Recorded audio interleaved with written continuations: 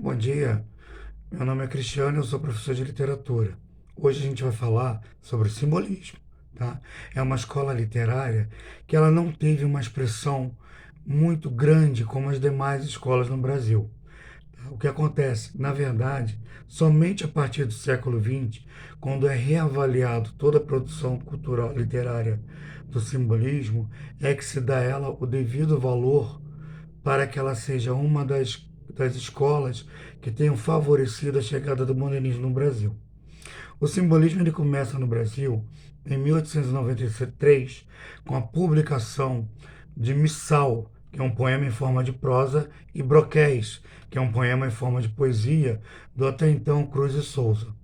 A partir daí, ele não é aceito porque uma obra literária que considera a sugestão e o misticismo mais importante, a musicalidade mais importante do que a própria estética da poesia, ela vai de encontro aos conceitos até então difundidos no Brasil pelos parnasianos, que buscavam a poesia perfeita com versos decassílabos.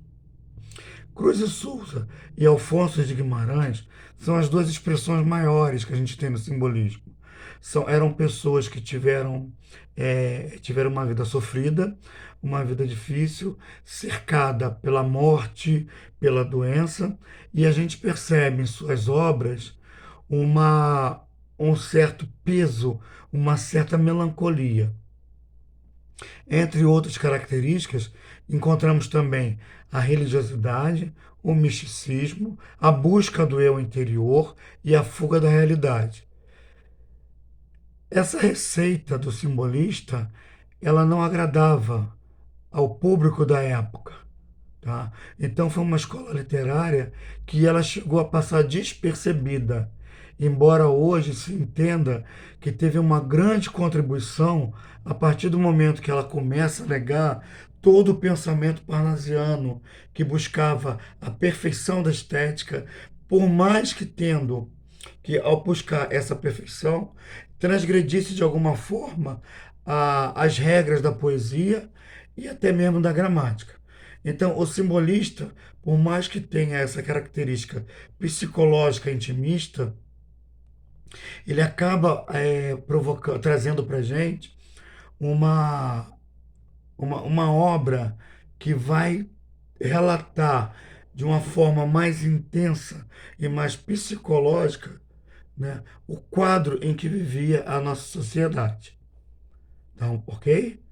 Uma outra coisa interessante que nós vamos abordar hoje é a questão do teatro no século XIX. Bem, o que podemos falar sobre isso? O nosso amigo Gonçalves de Magalhães, que foi o precursor do romantismo no Brasil com a obra Suspiros Poéticos e Saudades, também vai ser o estreante no teatro do século XIX, com o drama chamado Antônio José, ou o Poeta e a Inquisição. Essa obra dele foi estreada por João Caetano, e a partir daí começa a se ter uma nova visão sobre o teatro no Brasil. João Caetano e Martins Pena, eles começam a divulgar o teatro e mais à frente, o João Caetano ele vai fundar a primeira companhia de teatro brasileira, buscando se manter com recursos próprios.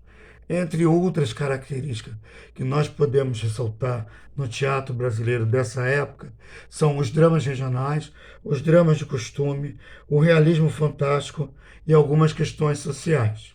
Ok? Isso é para a gente ter uma ideia. Então, a partir desse momento, o teatro no Brasil ele começa a retratar a nossa realidade. A gente tem que levar em consideração que a gente está falando de final do século XIX. Final do século XIX, transição para início do século XX, o Brasil ele começa a receber de fora algumas influências. Então, a industrialização, a entrada de imigrantes, o Brasil está recém-liberto. Então, são vários pensamentos, são várias situações que vão contribuir para que a gente comece a ter aqui no Brasil uma nova visão não condicionada totalmente à Europa, ok? Bem, continuando a nossa fala, o nosso vídeo de hoje, a gente tem aí uma situação de transição que quando você sai do simbolismo e tem a publicação dos Sertões em 1902, a gente começa a ter no Brasil o que vamos chamar de pré-modernismo, que é considerado um período de transição. Nós estamos chegando numa recém-república, onde nós temos um Brasil recém-liberto, com chegada de imigrantes, com uma promessa de riqueza, com uma promessa de melhorias de vida, e do outro lado nós temos uma classe conservadora, ainda com padrões do Brasil colônia. As principais características do pré-modernismo para o nosso estudo vai ser o traço conservador, que é o traço exatamente que está ligado a essa classe dominadora, essa classe que tem o poder, que é uma classe aristocrata, que é uma classe da nobreza, e o traço inovador, que é exatamente que vai falar sobre esses novos imigrantes que vêm da Europa e esse Brasil recém-liberto. Acontece que nós temos aqui no Brasil, principalmente no Rio de Janeiro, que é a capital no momento, esses negros libertos que são marginalizados. Nós também temos ainda um grande número de brancos pobres. Nós temos uma nobreza que continua na decadência. A república, ela é instituída sem estruturas. Então nós temos aí a formação das favelas, a subida dos pobres para os morros, ok? É bom a gente perceber o seguinte, que na literatura, a literatura ela começa a ter um novo olhar, uma nova posição, uma nova descrição da realidade social do Brasil, tá?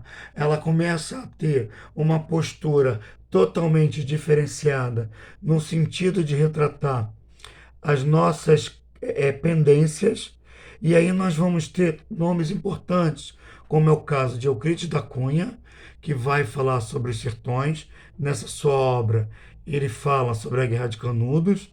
Vamos ter Lima Barreto, que vai falar sobre a questão da discriminação do funcionário público no Rio de Janeiro. Vamos ter Monteiro Lobato, que vai falar sobre a decadência do ciclo do café no Vale do Paraíba. E na poesia nós vamos ter a contribuição de Augusto dos Anjos, ok? Até a próxima.